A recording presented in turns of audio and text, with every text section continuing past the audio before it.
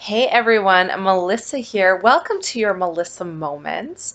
You guys, we're finally filming our bariatric journey.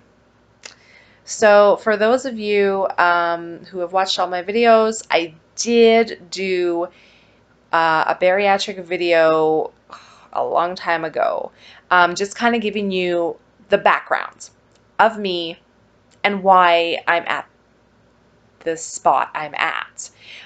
So we will link that video in the description. I recommend you watch that before this one and any other ones just to get the background because I don't want to go through it all again. Okay. This is going to be a series of videos. I am going to try to keep each video at a normal, 30 minutes kind of at the max, and then move on to another video just so you guys don't get bored. But this video, or these videos, I should say, this series, this is, how do I put this? The reason I'm doing this series of videos is, number one, documentation for myself, okay? Number two, it's to share my personal experience with the journey and with weight loss surgery. Number three, it's to hopefully answer any questions that anyone out there may have, whether they're considering it for themselves, for someone else, whatever. Number four, it's just to educate. Okay, that's all I'm expecting out of this series. I am not looking for opinions. I am not looking for advice from a doctor or a healthcare professional. You can give them, definitely. It's a free country, so if you want to give your opinions and your advice, feel free. But I am not asking for them. Okay, I don't need them. I have been researching this for years, and I'm making a decision that's right for me. Okay, this decision is not right for everybody. So trust me when I say I have not taken it lightly. Okay. So yeah, watch that intro video. It'll tell you where we're at. Okay. Now let's talk about weight loss surgery in Saskatchewan, which is where I live. Okay. I live in Saskatchewan. I live in Saskatoon, Saskatchewan. And weight loss surgery here, I don't know when they started offering it. I'm going to say, I don't even know. I don't know when they started offering it here. Now, when I say they offer it here, they don't offer it in Saskatoon where I live. No. Regina, Saskatchewan is where they offer it. I'm getting such a glare off my glasses. I'm sorry if that's bothering you guys. I don't know why or what to do about it. So Regina, Saskatchewan is about a 2.5 hour drive from Saskatoon. So it's not, it's manageable. It's definitely manageable. It's just kind of a pain because you have to go there for surgery. After surgery, you have to come home, which is 2.5 hours in the car after you've just had surgery, which kind of sucks. And then any kind of follow-up appointments, you got to go to Regina, which means you got to take a whole day off of work or life to drive to Regina, do an appointment, drive home. It's a long day. It's a long process. And I don't know if you guys have noticed the price of gas lately. Anyway, that's another story. So Regina is where they offer it. And it is a long wait list, you guys. Long. Okay. I'm going to just kind of tell you the process in these videos, and I will divulge a lot more once I've actually had my surgery. Okay. We'll kind of have a tell-all, if you will, after. But it's been a long journey. I started having, I've had problems with my weight my whole life, and I've talked about that in the other video. But after I got pregnant with our daughter, and after I delivered our daughter, I tried to lose the baby weight, right? I had gained about 50 pounds, which again wasn't throughout the whole pregnancy. I was pretty small throughout the whole pregnancy. When I got pregnant, I weighed 175 pounds. And yeah, I don't know what happened after pregnancy and labor and delivery. I could not get rid of the weight. I could not get rid of it, you guys. Like, I had a personal trainer, I had a nutritionist I was working with, I was going to the gym 5 days a week. Like, 5 days a week for 3 months, I worked my ass off. And at the end of 3 months, I know you guys are saying you got to keep going. I get it. I know you do. The reason I'm saying 3 months is because at that point, that's all I could afford for a personal trainer was 3 months worth. Personal trainers are not cheap, and when you have one for 3 months, 5 days a week, it's expensive. So I worked my ass off for those 3 months. I did not cheat. I did not do anything bad. I worked full tilt every time I was in the gym because I knew I literally had 3 months to see some sort of change. And at the end of 3 months, I didn't lose a single inch. I didn't lose a single pound. And I was devastated. And it was at that point that I thought, I am doing absolutely everything that they tell you to do, right? Fewer calories in, drink tons of water, get tons of sleep, eat whole foods, all of it, stay away from all the bad stuff. I was doing everything that they tell you to do. And to not even lose a little bit made me think that maybe there's something medically going on. So went to my doctor, did the whole thing, blah, blah, blah, blah, blah. Couldn't find anything wrong, of course. So it was at that point that I'm like, I don't think I can do this on my own. I don't think any amount of working out and eating right is going to get me back to where I was. So it was at that point that I decided to ask my family doctor to put me in the bariatric program. Now, weight loss surgeries are different everywhere you go, okay? Everywhere you go. I mean, if you got money and a plane ticket, you could hop on the plane and have surgery in 2 weeks in Tijuana, Mexico, and it be done. But you got to pay out of pocket for it. Here, it's through our healthcare system, and if you fit the criteria for weight loss surgery, it is covered through our health card here in Saskatchewan. So that was kind of the way I was going. So I talked to my family doctor. He's like, yeah, absolutely. We will get you on the wait list. Now, this was back in 2017. Okay, I had my daughter in 2015.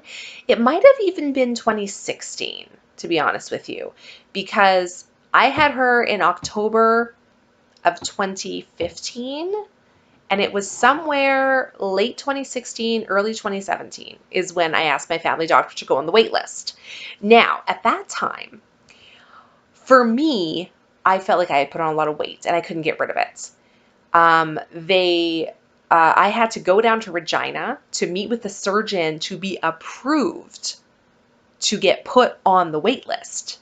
Okay, so back then I drove all the way to Regina, talked to him about it. He looked at me, and based on where I was in my BMI, I was just over where it says you're overweight. The BMI was just over it. And he looked at me and he says, I don't know if this is for you because most of my patients are morbidly obese. And I told him I was worried. I said, look, this is what I've been doing. Nothing's working. I'm fearful that the weight is going to keep going up no matter what I do. And I'm going to get to that morbidly obese category. And I know this is a long program.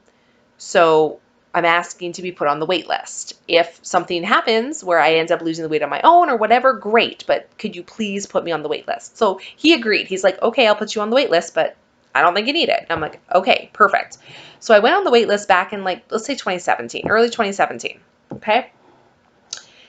And it's a whole process.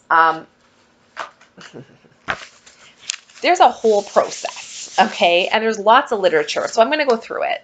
So this is the Saskatchewan Bariatric Surgical Program, okay? Step one, get on the wait list, okay? Because like I said, it's a long wait list, you guys, okay? At the time when I went on the wait list, they told me it was a year to 2 years before you actually got into the program, okay? Yay. I just want to make sure I'm doing this right. So it was 2019, okay? 2 years after I got on the wait list, 2019, they called me and said, hey, you're in the program.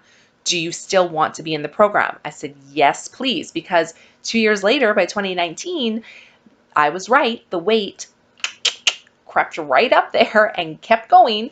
And at this point, I was in the morbidly obese BMI range for my height and weight. So fine. So it starts with you had to watch online educational videos. That was step one. They send you a link. You have to watch these online videos. Okay. I did it immediately. Like as soon as I got off the phone with them, I got the link. Boom. I did it. Like I'm like, yes, let's get this done. Let's do it. Okay. So that's step one. Then you need to work on tools in the Healthy Living video series. Okay.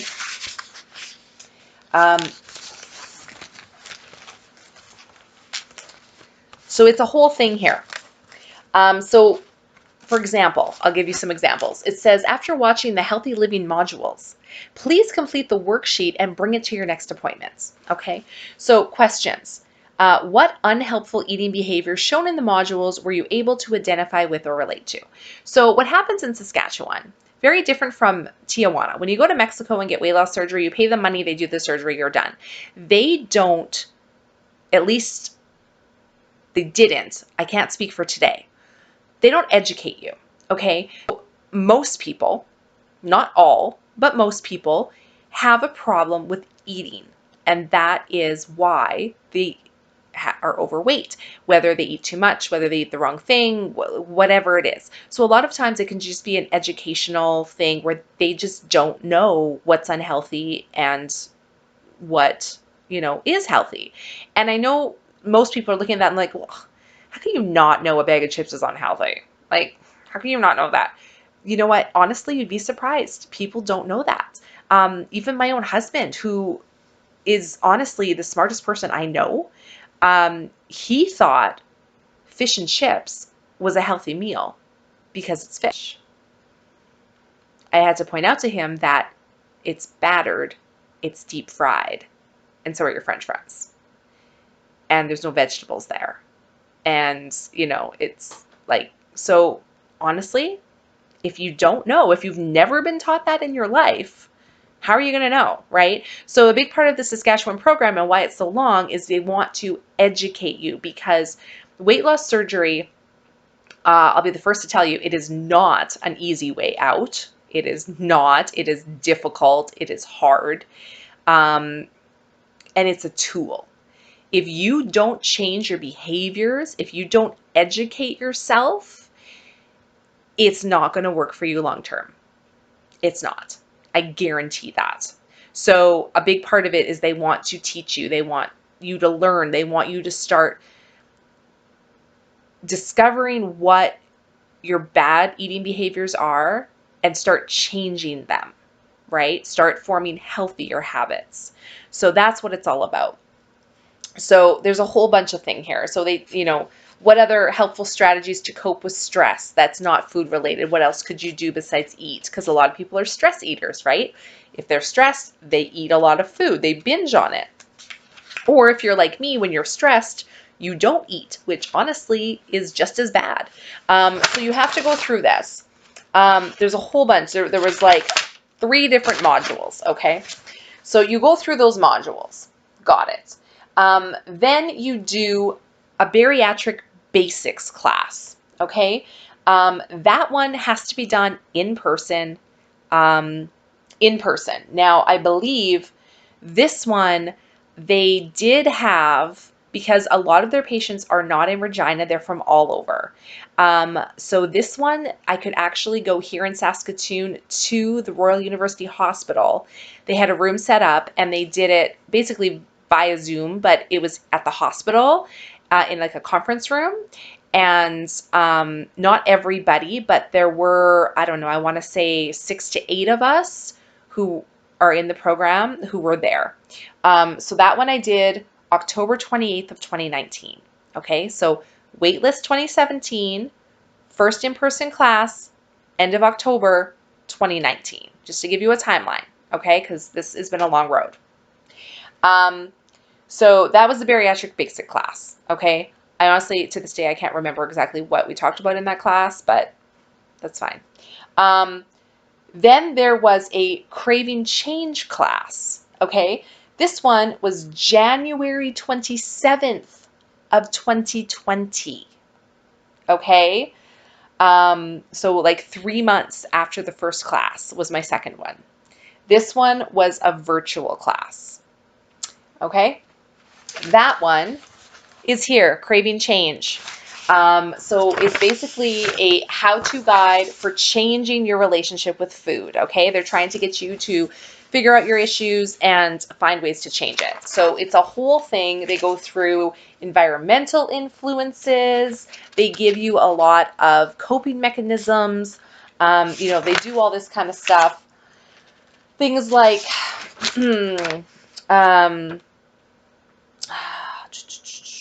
like food is everywhere. It's tough to control food cravings when you're surrounded by temptation. Food is no longer found only in grocery stores, right? We all know that. It's available at gas stations, hardware stores, pharmacies, airports, banks. Like, honestly, it's everywhere, right? It's everywhere. So it's like, how could you avoid it, or what could you do? So my answer was, I try to avoid these places when I'm hungry, right? It's just like when they say, don't go grocery shopping when you're hungry, because you end up buying a bunch of crap, right? Because you're just hungry. So they kind of try to teach you all of that stuff. They talk about triggers and your responses. For example, watching a movie, right? A response to watching a movie, especially if you go to a movie theater, is popcorn and soda, right? At least for me, I always get popcorn and soda when I go to a movie theater, right? And they're like, well, what else could you do instead, right? So they're trying to get you to understand each situation as it comes. They talk about the different types of hunger, okay? Stomach hunger, mouth hunger, heart hunger. I'll go over those quickly just in case you're unfamiliar. Stomach hunger, that's the physical need for food. You actually are hungry. Mouth hunger, basically you're craving the sensation of having something in your mouth, of chewing something, of tasting something. That's mouth hunger. Your stomach's not necessarily hungry, but your mouth is kind of like, I could go for something, like, let's find something. And you stand in front of your fridge looking, because you don't really know what you want, because you really don't want anything, but your mouth is like, I'm hungry, right? And then there's heart hunger. So this is response to emotions, right? So they try to explain all of that and give you coping mechanisms with all of that. Like, you guys, it's just pages and pages of work, right? Going through cognitive behavioral circles. They talk about the 80-20 rule, right? Like, eat 80% healthy, 20% of the time it's okay to have a treat or a snack or something a little unhealthy. They're trying to do that. They talk about distractions. If you think you're hungry, like, you want to determine first, are you actually hungry? If you are actually hungry, eat, right? Eat something healthy, but eat. If you aren't actually hungry and it's mouth or heart hunger, they're like, try to distract yourself. Do a different activity. Go for a walk. Brush your teeth, try to recite the alphabet backwards. You're basically trying to trick your brain into doing and thinking of other things, so whatever it is, your mouth hunger or heart hunger will stop. So they give you a lot of those techniques for coping. They had make a distraction box, which is basically like a little shoebox full of distractions. So like my distraction box, I'll go through that in another video, but I've got tons of stuff in there just to keep me busy so I'm not thinking about it. Honestly, I don't use it that often, to be honest with you. So like it's just pages upon pages upon pages, you guys. Okay. And then where is my, I lost it. Okay. Okay, so we did that Craving Change class. Then they sent me for blood work, January 29th of 2020, just to see where my blood work was at, to see is there an area we really need to focus on or not. So blood work was done. Then there's a lifestyle and nutrition class. This one took place virtually as well. This one took place in September of 2020. Okay. Now don't forget that pandemic hit, boom, 2020. That's why these are all virtual. They would have been in person if the pandemic hadn't hit. Okay. So that's fine. So lifestyle and nutrition class. That's this module. Okay. So this was done virtually. And this one, it goes through thinking well, so the importance of sleep, stress management, cognitive behavioral circle, basically everything we just kind of did, it goes over everything again. The eating well, healthy eating, why fiber is important, recipes, meal planning, planning ahead, ideas for snacks, all that kind of thing. Then there's about your physical activity, your exercise intensity, tips to get you started, because exercise is a big part of healthy living, right? And then there's just some resources and stuff in there as well. So there's a whole bunch of that. Then I moved on to, you have individual appointments, okay? They have a whole team with Bariatric.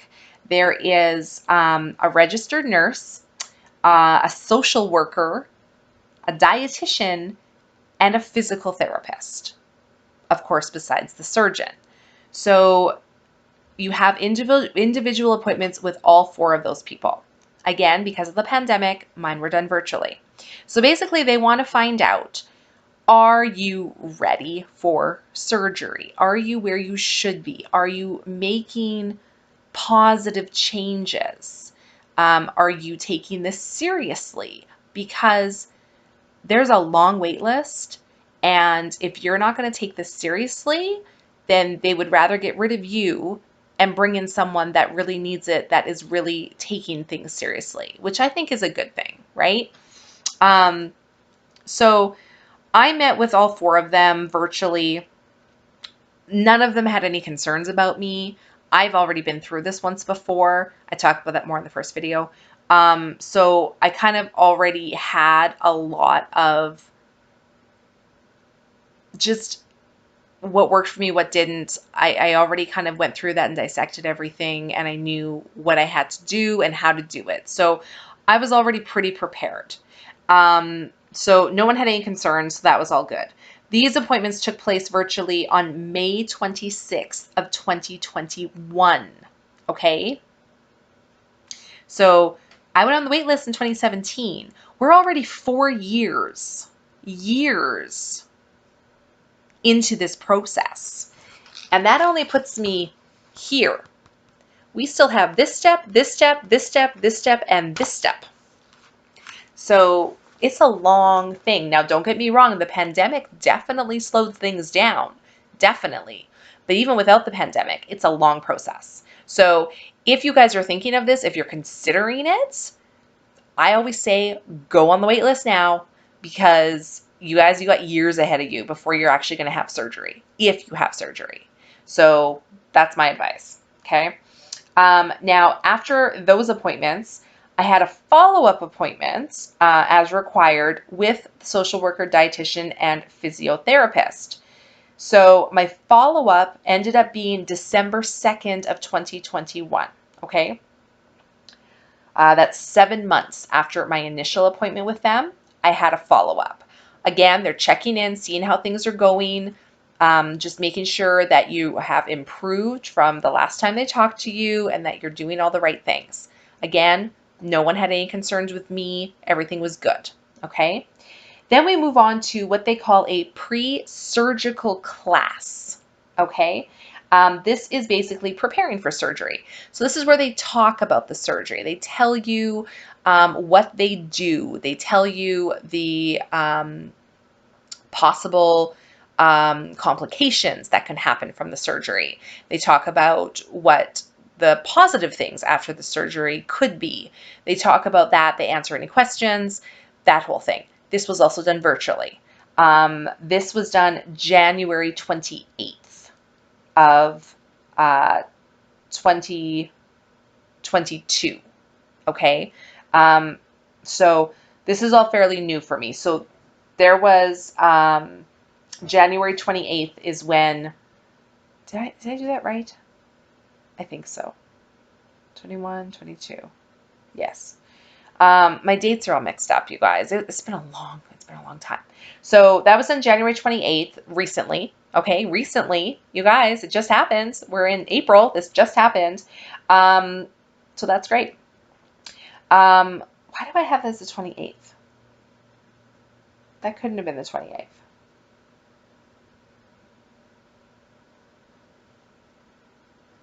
It happened in January. I have the 28th written down, but it's not right. It happened in January. So don't go on that date for me, because my next appointment was approval from the surgeon. Okay. That was my next appointment. And that one just happened on January 19th. So the pre-surgery class had to have happened before that. So ignore that.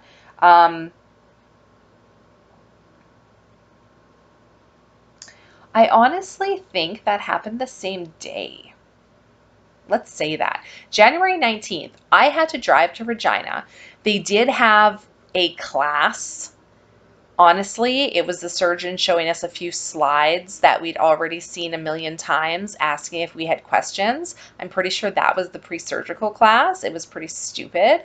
And then we met individually with the surgeon. So that was a whole thing. I'm going to talk about that in the next video. And then after that, you have your pre-admission visit. And then after your pre-admission visit, you have your surgery. Okay.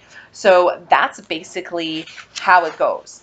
But you guys, like, this binder, it's full of all this stuff. Like, and, you know, like, there's so much stuff in here, like good foods, bad foods, high protein foods. They make you do little activities and stuff where they're like, are you getting enough protein? So you actually had to write down all your protein. There's a whole bunch of stuff. So basically, with the Saskatchewan program, okay, I'll try to make this easy because there's a lot of stuff going on. With the Saskatchewan program, you go on the wait list, okay? You get into the bariatric program. Once you're in the bariatric program, you have a lot of classes where you learn about all different kinds of behaviors and food and exercise and nutrition, all of that kind of thing. Then you have pre-surgery classes where you learn about what the surgery is, what it can do, what the complications could be. You meet with your surgeon. You get approved or denied for surgery, okay? And then after that, you get your surgery date and you have your surgery. Now, there are things they want you to do, okay? Number one, you have to show that you actually are willing to make a change, because this surgery is not going to fix everything for you. A lot of it is up here. You have to be willing to make changes on your behaviors. So what they want to see is you have to keep track of all your food, a food log. I use MyFitnessPal. I find that the easiest. You can do it on paper, you can do other apps, whatever, but you have to keep track of all the food you eat every single day. Keep in mind, I've been in this program since 2019 when they got me in. So I have books and books of notes, okay? So you have to keep track of your food log. You have to keep what they call a mood journal as well. Every day you have a mood journal. Because I was in the program for so long, I have 2 books of mood journal, you guys. I have 2 books of mood journals. It's ridiculous. So what do I have in my mood journal? I have the date. This is January 2nd of 2020. My current weight, which at the time I was 263. Sleep. Okay, they want to know how you're sleeping because you got to keep track of that too. I use a sleep app that tells me how many hours a night I get. Okay, so they also want to know your food journal. So here, see my FitnessPal app, okay, because I have it on my app. Water intake is very important. They want you to be drinking at least 2 liters of water a day. Okay, you got to keep track of it here. I also wrote down meditation because that's important. That's not for everyone, but it's something personal for me. Then self-care is also important. So I also have my self-care. And then unfortunately, you also kind of got to keep track of your bathroom habits. They want to make sure you get enough fiber and that everything happening down there is healthy and all that kind of stuff. So that's your mood journal. So you got to keep track of that too. Okay. So now we've got our food journal, our mood journal, your sleep, your water intake. You also have to have exercise, and they want you to keep track of all of your exercise. So whatever form of exercise you do, whether it's walking, whether it's going to the gym, yoga, dance, whatever it is, they want to keep track of all of that. Yes, you have to keep track of all this stuff. Like, this is how they determine if you're really serious, if you're really, on board and willing to make changes. So there's a whole bunch of stuff you got to keep track of. So that's, again, in Saskatchewan. Every place is different. And this has been my experience. So it's been a long road. 2017 is when I went on the wait list, and we're finally at the point where we're almost at surgery. So fingers crossed, nothing horrible happens with the pandemic. There's going to be a lot more videos, like I said. If you're interested in these, I highly recommend you subscribe so you don't miss anything and that you watch them in order. Otherwise, they may not make sense to you because it is a series. For those of you who are not interested in hearing me talk about bariatric videos, because it's, bariatric surgery, I should say, it's not for everybody. And don't worry. If you're not interested, you don't have to watch these ones. We will be uploading one bariatric video a day and also one non-bariatric video a day, whether it's an unboxing, whether it's a review, whether it's a game night, whatever it's going to be. There will be 2 videos a day coming up, so you don't feel like you need to watch the bariatric videos if they don't interest you. So with that said, I'm going to end this video here for today, and I will continue on in the series in another video. So thanks guys for checking this one out. See you soon. Bye.